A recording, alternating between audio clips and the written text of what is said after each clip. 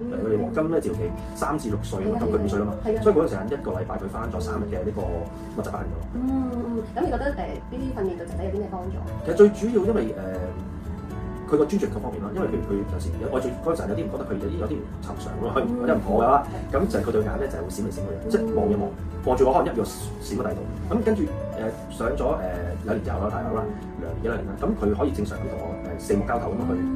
溝通，同埋佢學習嗰方面當然係要慢少少嘅，但係就個專注力係好咗好多。一啲專業嘅導師去街住佢哋嘅情況之下，同埋一個安全嘅情況底下，喺度學習點樣同人相處溝通咧，咁對佢成個童年即係小學嘅生活咧，其實係好大幫助。因為如果佢翻到學校都唔識點同其他小朋友相處嘅話咧，佢嘅童年啦，或者小學生涯咧，我諗會幾痛苦嘅。係啊，因為有所以我都好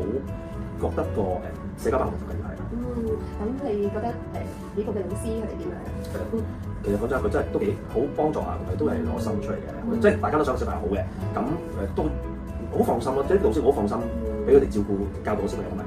我詢問佢哋嘅意見啊，佢點樣？即係我都唔係老師嚟嘅，我未必要識點樣去幫個小朋友。咁我真係都需要佢哋嘅專業意見點樣成，咁樣去令到我幫助我同小朋友相處。如果發覺小朋友真係有啲乜嘢異常啦，或者你覺得有啲奇怪咧，就盡早帶佢去做 assessment 啦。咁同埋尋求專業人士嘅幫助啦。即係佢講真嘅，因為你一路都喺因為我都知有啲家長話冇事啊，其實受害個唔係淨係你咯，因為個小朋友係需要一啲人去幫手嘅時間，你剝奪咗佢，咁或者你係唔肯去俾佢嘅話咧，咁小朋友嘅個學習嘅生活咧，小學生涯啊，冇講中學啦，佢嘅生活唔開心，真係好痛苦嘅，同埋好怕